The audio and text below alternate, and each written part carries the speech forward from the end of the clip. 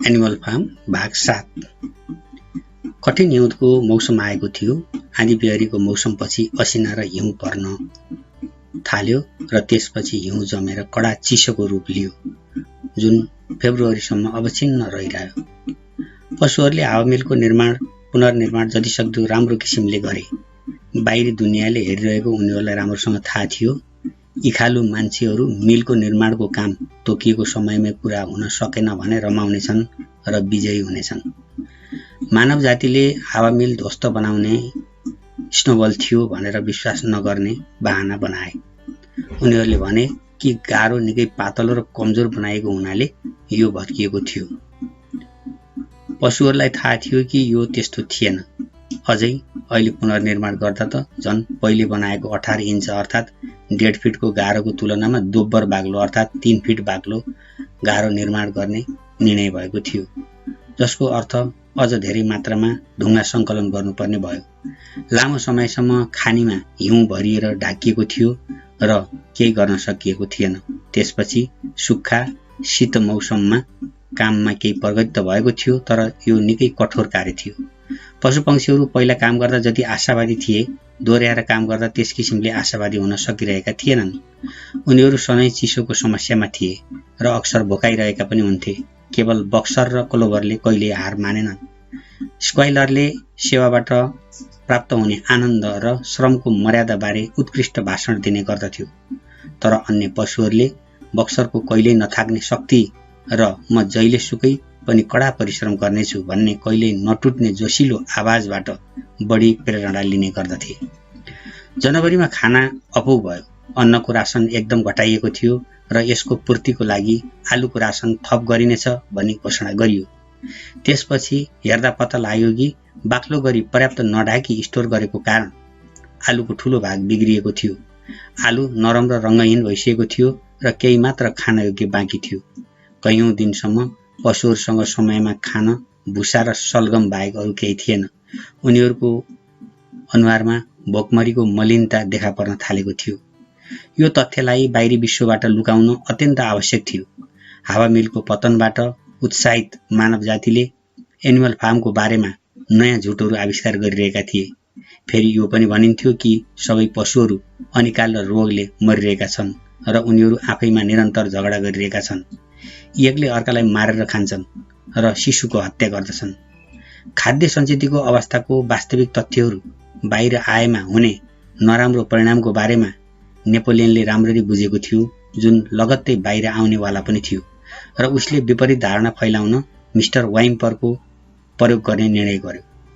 अहिलेसम्म वाइम्परबाट फार्ममा हुने साप्ताहिक भ्रमणमा पशुहरूको उससँग थोरै मात्र सम्पर्क हुन्थ्यो वा हुँदैनथ्यो। तथापि केही छानिएका नजिकका पशुहरू प्राय भेडालाई राशन बढाइएको भनी अनौपचारिक रूपमा टिप्पणी गर्न निर्देशन दिइएको थियो। यसको अतिरिक्त नेपोलियनले अन्न गोदाममा दाना र अन्न राख्ने गरेका खाली ड्रमहरू बिटको केही मुनिसम्म बालुवाले भर्ने आदेश दियो। त्यसपछि त्यसको माथिपट्टिको केही खाली भागमा दाना र अन्नले छोपियो। कुनै उपयुक्त मौका मिलाई वाइम्परलाई अन्न गोदामतिर जानुपर्ने बहाना बनाएर लगियो र ड्रमको झलक देखिने वातावरण तयार पारियो। यसरी उसलाई धोकामा पारियो। अब उसले बाहिरियाहरूलाई आफैले देखेको अन्न टन्न भरिएको छ भनेर आफैले देखेको भनी खबर लगाउन थाल्यो कि पशु फार्ममा खानाको अभाव छैन। यद्यपि जनवरीको अन्त्यतिर यो स्पष्ट भयो कि कतैबाट अझ धेरै अन्न किन्न आवश्यक छ। ती दिनहरूमा नेपोलियन बिरलै सार्वजनिक रूपमा देखा पर्न थाल्यो, तर आफ्नो सबै समय फार्म हाउसमा बिताउँथ्यो। प्रत्येक ढोकामा डरलाग्दा देखिने कुकुरहरूले कडा पहरा दिइरहेका थिए। जब ऊ देखा पर्दथ्यो, केवल औपचारिक ढङ्गमा मात्र हुन्थ्यो। 6वटा कुकुरहरूले उसलाई नजिकबाट घेरा हालेर स्काउटिङ गरिरहेका हुन्थे। कोही नजिक आयो भने गुर्राट निकाल्थे। अक्सर ऊ आइतबार बिहान हुने सलामीमा समेत देखा पर्दैनथ्यो, तर अन्य सुँगुरहरू मार्फत, प्राय स्क्वाइलर मार्फत आफ्नो अर्डर जारी गर्दथ्यो। एक आइतबार बिहान स्क्वाइलरले घोषणा गर्यो कि अण्डा पार्न फेरि सुरु गरेका कुखुरीहरूले आफ्ना अण्डाहरू समर्पण गर्नुपर्दछ। नेपोलियनले वाइम्पर मार्फत हप्तामा 400 अण्डाहरूको लागि सम्झौता स्वीकारेको थियो। यिनीहरूबाट प्राप्त हुने मूल्यले गर्मी नलागुन्जेलसम्म फार्मको लागि पर्याप्त अनाज र खानाको लागि भुक्तानी हुनेछ र खाद्य सङ्कटको अवस्था टर्नेछ। जब कुखुराहरूले यो सुने उनीहरूले भयानक आवाजमा चिच्याए। उनीहरूलाई पहिले नै यो चेतावनी दिइएको थियो कि यस्तो योगदानको आवश्यकता पर्न सक्छ, तर वास्तवमै यस्तो हुनेछ भनेर उनीहरूले विश्वास भने गरेका थिएनन्। कुखुरीहरू सिजन अनुसार अण्डा पारेर ओथार बस्नका लागि तयारी गर्दै थिए। यस्तोमा उनीहरूले विरोध गरे कि यस अवस्थामा अब अण्डा बाहिर लैजानु भनेको भ्रूणको हत्या गर्नु हो। जनसो निष्कासनपछि पहिलोपल्ट त्यहाँ विद्रोह जस्तै केही भयो। 3 युवा कालो माइनरका जातका कुखुराहरूको नेतृत्वमा उनीहरूले नेपोलियनको इच्छालाई विफल पार्न दृढ प्रयास गरे। उनीहरूको विधि कस्तो थियो भने उडेर माथि बीममा गई बस्ने र त्यहाँ बसेर अण्डा पार्ने, त्यहाँ अडिन नसक्दा भुइँमा खसेर फुट्छ। नेपोलियनले तुरुन्तै र निर्दयी व्यवहार देखायो। उसले कुखुराको राशन रोक्का गर्न आदेश दियो र प्रमाणित आदेश नै जारी गर्यो कि कुनै पनि पशुपक्षीले कुखुरालाई अन्नको 1 दाना पनि दियो भने उसलाई मृत्युदण्ड दिइनेछ। कुकुरहरूले यसमा यसरी हेरे कि यी आदेशहरू कार्यान्वयन गरियोस्। 5 दिनसम्म कुखुराहरूले अण्डा रोकेर राखे, पार्दै नपारिकन बसे। त्यसपछि उनीहरूले आत्मसमर्पण गरे र आफ्ना अण्डा पार्ने बक्सहरूमा फर्के। यस बीचमा 9 वटा कुखुराको मृत्यु भएको थियो। उनीहरूको शरीरलाई बगैँचामा गाडियो र उनीहरू पखाला लागेर मरेका भनी बताइयो। वाइम्परले यस बारेमा केही चाल पाएनन् र अण्डाको विधिवत रूपमा बिक्री गर्न थालियो। अण्डा लैजानका लागि एक किराना पसलको भ्यान हप्तामा एकपटक फार्ममा आउने गर्न थाल्यो। यतिन्जेलसम्म पनि स्नोबल कति देखा परेको थिएन। उसको बारेमा छिमेकी फार्महरू फक्सवुड वा पिन्चफिल्ड मध्ये कुनै एउटामा लुकेर बसेको छ भनी अफवाह फैलाइएको थियो। यस समयसम्ममा नेपोलियनले अन्य किसानहरूसित पहिले भन्दा केही राम्रो सम्बन्ध बनाएको थियो। एउटा यस्तो भएको थियो कि प्राङ्गणमा 10 वर्ष पहिले एउटा रुख हटाउन भनी ढालिएको रहेछ, जुन फर्निचरका लागि काठ हुने खालको थियो। सोही काठ चाङ लगाएर राखिएको अवस्थामा त्यहाँ थियो। यो राम्रो काठ हुने अवस्थामा थियो। वाइम्परले यसलाई बेच्न नेपोलियनलाई सल्लाह दिएका थिए। छिमेकी फार्मका मालिकहरू पिल्किङटन र फ्रेडरिक दुवैजना यसलाई किन्न उत्सुक थिए। नेपोलियन यी दुई बीच निर्णय लिन हिचकिचाइरहेको थियो, कसलाई बेच्ने भनेर। आफ्नो सोच स्थिर बनाउन असमर्थ भएको थियो।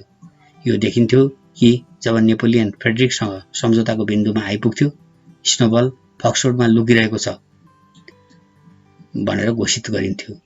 जब ऊ पिल्किङटनतर्फ झुक्दथ्यो, स्नोबल पिन्चफिल्डमा रहेको छ भनिन्थ्यो।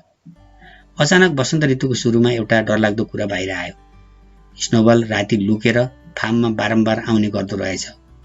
यस कुराले पशुहरू असाध्यै व्याकुल थिए र आफ्नो स्टलमा उनीहरू राम्रोसँग सुत्न सक्दैनथे। यस्तोसम्म हल्ला थियो कि प्रत्येक रात ऊ अन्धकारको आवरणमा खुसुक्क आउँथ्यो र सबै प्रकारका दुष्कर्महरू गरेर जान्थ्यो। उसले अन्न चोर्दथ्यो, उसले दुधको भाँडो घौट्याउँथ्यो, उसले अण्डाहरू फुटाल्थ्यो, उसले नर्सरी ब्याडमा कुल्चन्थ्यो, फलका रुखहरूको बोक्रा कोपरेर फालिदिन्थ्यो। जब कुनै कुरामा केही गलत भयो कि यो स्नोबलका कारणले भएको भन्ने विषय सामान्य हुन थालेको थियो। यदि एउटा झ्याल फुटेको छ वा नाला रोकिएको छ भने पनि जो कसैले ढुक्कको साथ भन्ने गर्दथ्यो कि पक्कै स्नोबल रातमा आएको हुनुपर्छ, उसैले यो गरेको थियो। र जब गोदामको साँचो हराउँथ्यो, पुरै फार्म विश्वस्त हुन्थ्यो कि स्नोबलले त्यो फालिदियो। अझ चाखलाग्दो कुरा त के भयो भने उनीहरूले हराएको साँचो दानाको थैलोमा भेटायो भने पनि उनीहरूले यस कुरालाई विश्वास गर्न छोडेका थिएनन्। गाईहरूले सर्वसम्मतिले घोषणा गरे कि स्नोबल उनीहरूको स्टलमा सुटुक्क आउँथ्यो र उनीहरू निदाएको बेलामा दुध दुहुन्थ्यो। ती मुसा जुन त्यो हिउँदको जाडो कष्टसँग बिताएका थिए, उनीहरू स्नोबलको संगठनमा सामेल छन् समेत भनियो। नेपोलियनले आदेश दियो कि स्नोबलका गतिविधिहरूमा पूर्ण अनुसन्धान हुनुपर्छ।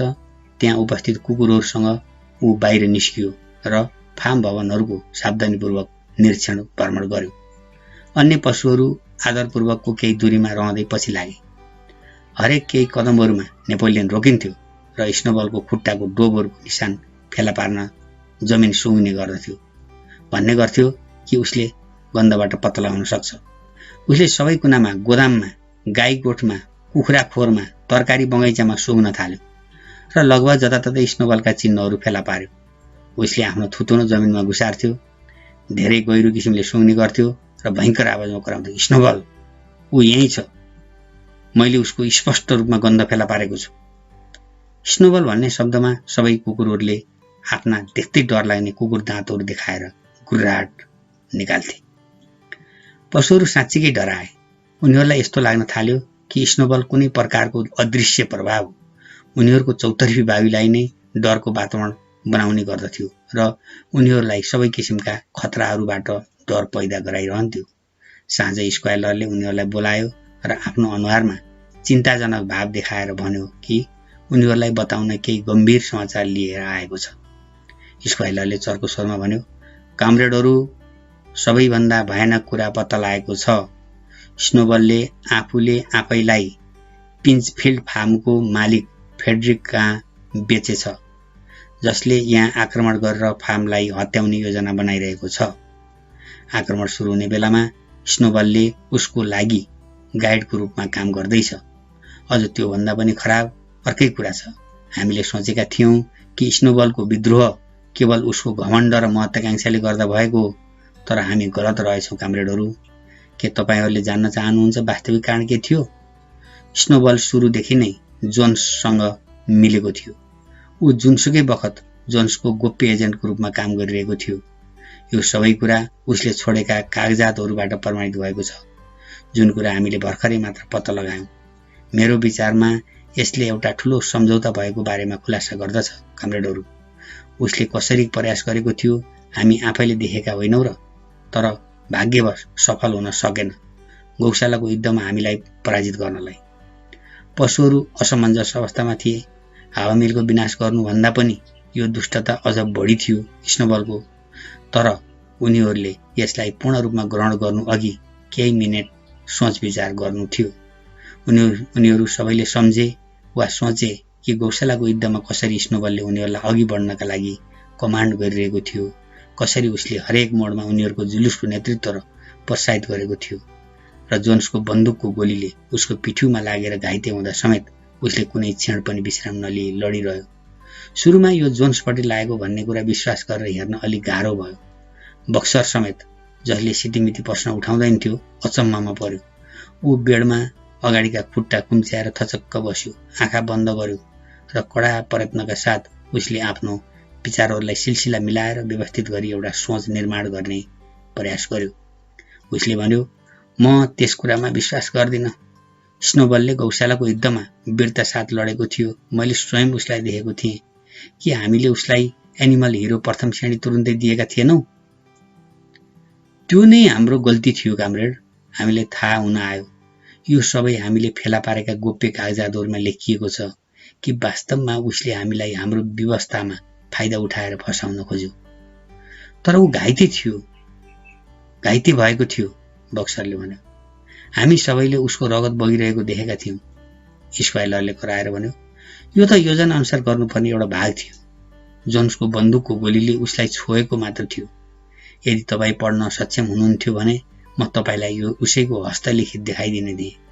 तपाईको त्यस्तो चरम क्षणमा, लडाईँको त्यस्तो चरम क्षणमा पशुपक्षीलाई भाग्नको लागि संकेत दिने र मैदान दुश्मनका लागि छोडिदिने स्नोबलले बुनेको षड्यन्त्र थियो र ऊ लगभग सफल हुन पुगेको थियो। म अझै पनि भन्छु कामरेडहरू, यदि हाम्रो वीर नेता कमरेड नेपोलियन हुनु हुँदैन थियो भने ऊ अझै पनि सफल हुन सक्ने थियो।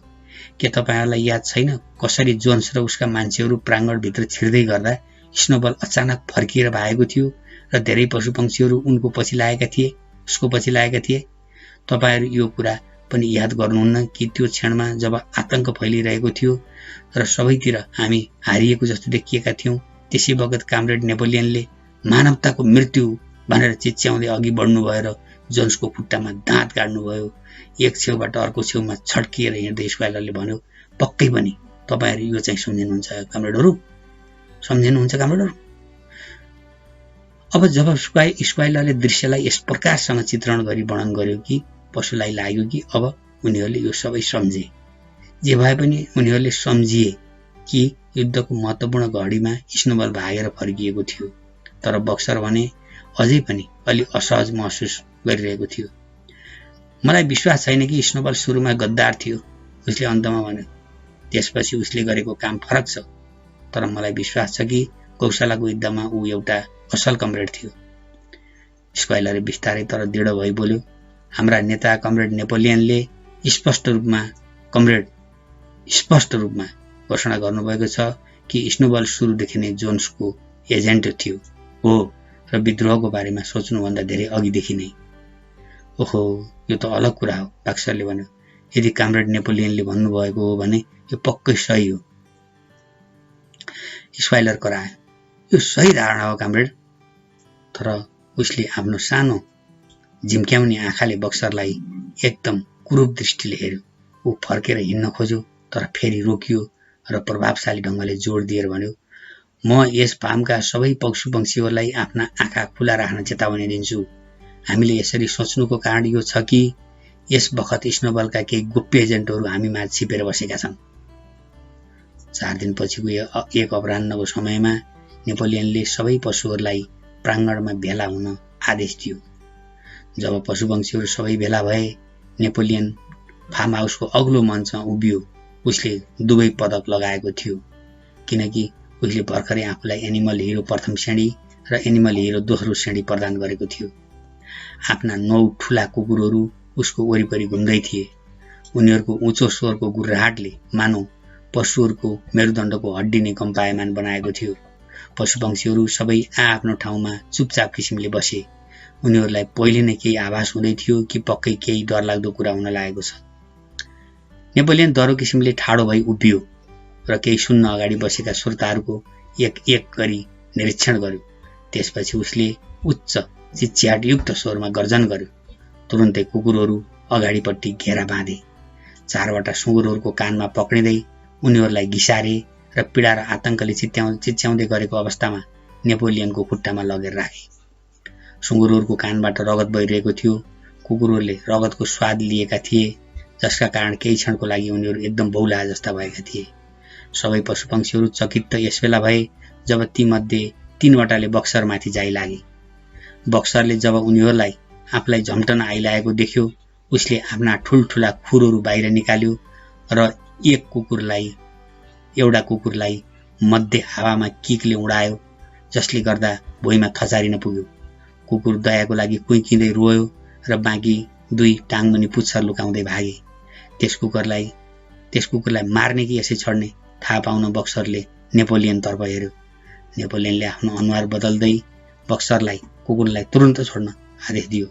बक्सरले आफ्नो खुर उठायो, तब कुकुर लुसुक्क निस्केर कुइकिँदै भाग्यो। हाललाई गडबडी टरेको थियो। 4 सुँगुरहरू प्रतीक्षा गर्दै थिए, डरले काम्दै थिए। आफ्ना अनुहारका प्रत्येक लाइनमा दोषी लेखिएको थियो। नेपोलियनले अब उनीहरूलाई आफ्ना अपराधहरू स्वीकार गर्न आग्रह गर्यो। ती उही 4 सुँगुर थिए जसले नेपोलियनले प्रत्येक आइतबार हुने बैठक रद्द गरेपछि विरोध गरेका थिए। उनीहरू स्नोबलसँग सुरुदेखि नै र अझ निष्कासन गरेपछि पनि गोप्य रूपमा उसँगको सम्पर्कमा रहेको भनी अरू कुनै प्रयास नगरी सोझै साबिती बयान दिए। हावामेललाई ध्वस्त बनाउनमा स्नोबलसँग मिलेर काम गरेको र एनिमल फार्मलाई छिमेकको फार्मको मालिक फेड्रिक समक्ष हस्तान्तरण गर्नका लागि उसँग गोप्य सम्झौता समेत गरेको भनी कबुल गराइयो। उनीहरूले यो समेत कबुल गरे कि स्नोबलले बितेका कैयन वर्षहरू जोनको गोप्य एजेन्टको रूपमा काम गरेको र त्यस बखत उनीहरूलाई पनि सामेल गरेको थियो। जब उनीहरूले आफ्नो स्वीकारोक्ति प्रकट गरे, कुकुरहरूले तुरुन्तै उनीहरूको घाँटी च्याते। त्यसपछि नेपोलियनले अरूलाई सङ्केत गर्दै भयङ्कर आवाज निकाल्दै, अरू कुनै पशुको पनि कुनै आत्मस्वीकार गर्नुपर्ने केही छ कि भनेर गर्ज्यो। अन्डामा विद्रोहको प्रयास गर्न नेतृत्व गरेका 3 कुखुरा अब अगाडि सरे र भने, सपनामा स्नोबल उनीहरू सामु देखा पर्यो र उनीहरूलाई नेपोलियनको आदेश उल्लङ्घन गर्न उक्सायो। त्यसो भनेका कारण उनीहरू पनि मारिए। त्यसपछि एउटा हाँस अगाडि आयो र गत वर्षको बाली भित्र्याउने क्रममा मकैका 6वटा घुँगा खोल्स्याएर त्यसलाई रातमा खाएको बतायो। त्यसपछि एउटा भेडाले पिउने पानीको पोखरीमा पिसाब गरेको कुरा स्वीकार गर्यो। यसो गर्न कर गरेको त्यही स्नोबलले हो भन्यो र अन्य 2 भेडाले नेपोलियनको एक विशेष अनुयायी बुढो भेडाको हत्या गरेको कुरा कबुल गरे र त्यसलाई घेरा हालेर दन्केको आगोको वरिपरि लखेटी मारे, जबकि ऊ खोकीबाट पीडित थियो। कबुल गर्ने उनीहरू सबै घटनास्थलमा नै मारिए। यसै गरी कबुल गर्ने प्रक्रिया र कार्यान्वयनको कथा तबसम्म चलि नै रह्यो जबसम्म नेपोलियनको खुट्टा अगाडि लासहरूको थुप्रो र रगतको गन्धले हावा गरुङ्गो बनेको थिएन। यस्तो घटना जोन्सको निष्कासनपछि यसअघि त्यहाँ कहिल्यै भएको थिएन। जब यो सबै समाप्त भयो, सुँगुरहरू र कुकुरहरू बाहेक बाँकी रहेका पशुहरू चुपचाप हिँडे। उनीहरू डरले थरथर कामेका तथा दयनीय हालतमा थिए। उनीहरूले केही सोच्न सकेनन् कुन बढी झस्काउने खालको थियो भनेर। स्नोबल पशुपक्षीहरूसँग गोप्य रूपमा मिलेर भएको धोका या उनीहरूले भर्खरै आँखाका सामु देखेको क्रूर सजाय। विगतका दिनहरूमा रक्तपातका भयानक दृश्यहरू प्राय यसै गरी देख्ने गरेका थिए, तर अब उनीहरू सबैलाई लाग्न थाल्यो कि जो अहिले उनीहरू माझ भइरहेको थियो यो विगतको तुलनामा निकै खराब थियो। जोन्सले एनिमल फार्म छोडेर हिँडेदेखि आजसम्म कुनै एउटा पशुले अर्को पशुलाई मारेको थिएन। एउटा मुसासम्म पनि मारिएको थिएन। उनीहरू सानो बस्ने ठाउँतर्फ लागे जहाँ आधा निर्माण भएको हावामेल उभिएको थियो। त्यसपछि न्यानोका लागि एकै ठाउँमा गुटमुटिएर बसे। क्लोभर, मोरियल, बेन्जामिन, गाईहरू, भेडाहरू र पुरै हाँस र कुखुराको बथान समेत सबैजना, तर बिरालो थिएन जो नेपोलियनले पशुहरूलाई भेला हुने आदेश दिनुभन्दा पहिले अचानक हराएको थियो। केही समयसम्म कसैसँग कोही बोलेन। बक्सर अथवा घोडा मात्र उभिरहेको थियो। उसले आफ्नो कम्मरमा लामो कालो पुच्छर स्याई सुईको आवाजमा झड्काइरहेको थियो। केही सोच्दै थियो। अचम्म लागे जस्तो गरी केही सुस्त आवाजमा, घरिघरि आफैमा केही बोलेको जस्तो पनि थियो। अन्तमा ऊ बोल्यो, मैले यो केही बुझिन। हाम्रो फार्ममा यस्तोसम्म पनि हुन सक्छ भनेर मैले विश्वासै गर्न सक्थिन। यो सब भएको हाम्रो आफ्नै केही गल्तीका कारणले हुनु पर्दछ। मैले देखेको यसको समाधान भनेको थप कडा परिश्रम गर्नु नै हो। अबदेखि म बिहानमा पुरा 1 घण्टा पहिले नै उठ्नेछु। र ऊ काम गर्ने स्थान ढुङ्गा खानीतर्फ लाग्यो। त्यहाँ पुगेपछि उसले 2वटा ठूला ढुङ्गाहरू एकसाथ जोडेर राख्यो र रातमा आराम गर्नुभन्दा अघि त्यसलाई हावामेलसम्म तानेर पुर्यायो। पशुहरू केही नबोली क्लोभरको साथमा झुम्मिएर बसेका थिए। उनीहरू बसेको सानो कोठरीबाट उनीहरूले जंगली इलाकापट्टिको भागको पुरा दृश्य देखिरहेका थिए। एनिमल फार्मको धेरैजसो भाग उनीहरूको दृष्टिमा थियो। लमतन्न परेको घाँसे मैदान, मूल सडकसम्म नै फैलिएको काँडादार बुट्यान, पिउने पानीको पोखरी, खनजोत गरिएको खेत जहाँ सप्रेको र हरियो लहलाउँदो गहुँ थियो, फार्म भवनहरूको रातो छाना जहाँ चिम्नीबाट निस्केको धुवाँ हावामा मडारिँदै थियो। यो एउटा सफा वसन्त ऋतुको साँझ थियो। घाँस र बारहरूमा सूर्यको छड्के परेको किरणले उज्यालो पारिरहेको थियो। यो फार्म उनीहरूको कहिल्यै थिएन र एक किसिमको आश्चर्यको साथ उनीहरूले याद गरे कि यो उनीहरूको आफ्नै फार्म भएको थियो। पछि गएर यसको प्रत्येक इन्च उनीहरूको आफ्नै सम्पत्ति जस्तो लागेको थियो। पशुहरूले इच्छाएको जस्तो राम्रो स्थान लाग्दथ्यो। क्लोभर घोडीले तल डाँडापट्टि हेरी उसका आँखामा आँसु भरिएर आए। यदि उसले आफ्ना विचारहरू बोलेर व्यक्त गर्न सक्थे भने यसो भन्ने थिए कि उनीहरूले मानव जातिको पतनको लागि काम गर्न वर्षौं पहिले जुन लक्ष्य राखेका थिए त्यो लक्ष्य यस्तो थिएन। बुढी मेजरले विद्रोह गर्न त्यो रातमा उक्साउँदा उनीहरूको अगाडि जुन दृश्य देखिन्थ्यो त्यो यस्तो आतंक र हत्या हिंसावाला थिएन। यदि उसको अगाडि भविष्यको कुनै तस्बिर थियो भने यो भोक र कोर्राबाट मुक्त पशुपक्षीहरूको समाजको कल्पना गरिएको थियो। सबै बराबर, प्रत्येकले आफ्नो क्षमता अनुसार काम गरिरहेका हुने थिए। बलियाले कमजोरलाई सुरक्षा दिइरहेका हुने थिए। जस्तो कि उसले आमा हराएका हाँसका बच्चाहरूलाई बुढी मेजरले भाषण गरेको रात अगाडिका खुट्टाले संरक्षण दिएकी थिए। यसको सट्टामा के कारणले हो उसलाई थाहा भएन। उनीहरू यस्तो घडीमा आएका थिए जब कसैले आफ्नो दिमागले बोल्न सक्ने हिम्मत गर्न सक्दैनथे। जब हिंसक गुर्राट गरिरहने कुकुरहरू जताततै घुमिरहन्थे र जब तपाईले आफ्ना साथीहरूलाई छक्क पार्ने खालका गल्ती स्वीकार्न लगाएर आफ्नै अगाडि शरीरलाई टुक्रा टुक्रा पारेको देख्नु परिरहेको थियो। उसको दिमागमा विद्रोह वा अनाज्ञाकारिताको कुनै विचार थिएन। उसलाई थाहा थियो कि अहिले भन्दा जोन्सको समयमा कति हो कति राम्रा कुराहरू थिए। फेरि पनि मानिसहरूको सत्ता फिर्ता हुन रोक्नु जरुरी छ। जे जस्तो घटना घटित भए तापनि ऊ वफादार रहन खोजेकी थिए। कडा परिश्रम गर्थे, उसलाई दिइने आदेशहरू कार्यान्वयन गर्थे र नेपोलियनको नेतृत्व स्वीकार गरेकी थिए। तर अझै पनि उसले र अरू सबै पशुहरूले आशा गरेको र पसिना बगाएको यसको लागि थिएन। यो यसको लागि थिएन। यो यसको लागि थिएन कि उनीहरूले हावामेल निर्माण गरेका थिए र जोन्सको बन्दुकको गोलीहरूको सामना गरेका थिए। यी उसका विचारहरू थिए, यद्यपि उसले यी विचारहरू व्यक्त गर्न शब्दहरू पाउँदैनथे।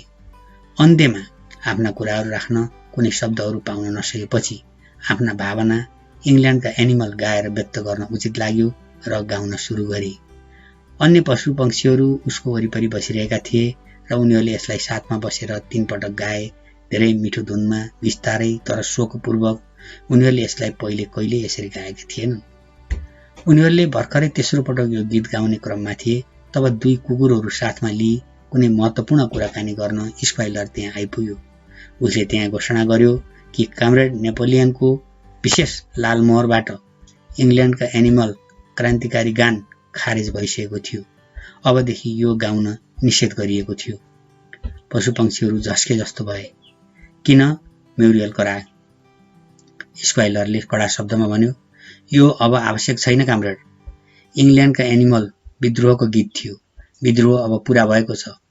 आज अपराह्न देशद्रोहीहरूको सफाया गर्ने बाँकी कार्य पनि सम्पन्न भएको छ। बाह्य र आन्तरिक दुवै दुश्मनहरू पराजित भएका छन्।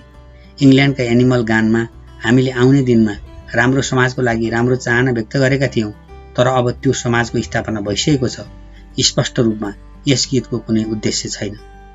उनीहरू डराए पनि ती मध्येका केही पशुपक्षीहरूले विरोधका आवाज व्यक्त गर्थे होलान्, तर यसै बखत भेडाहरूले उनीहरूको सधैँ जसो लगाउने नारा 4 खुट्टा राम्रो 2 खुट्टा खराब भनेर कराइहाले, जुन केही मिनेटसम्म जारी रह्यो र छलफल समाप्त भयो। त्यसैले इङ्ल्यान्डका एनिमल क्रान्तिकारी पशुगीत अब सुन्न छोड्यो। यसको ठाउँमा मिनिमस बङ्गुर कविले रचना गरेको अर्को गीतले स्थान लियो, जुन यस्तो थियो, एनिमल फार्म, मबाट तिमीहरू कहिल्यै हानिमा हुने छैनौ। हरेक आइतबार एनिमल फार्म, मबाट तिमीहरू कहिल्यै हानिमा हुने छैनौ। हरेक आइतबार बिहान झण्डा फहराएपछि यो गीत गाउने गरियो, तर न त कुनै शब्दले न त कुनै छन्दले नै इङ्ल्यान्डका एनिमल गीतसँग पशुहरूलाई महसुस हुने गरी कुनै तरहले नै यो तुलना हुन सकेको थिएन। भाग 7 समाप्त।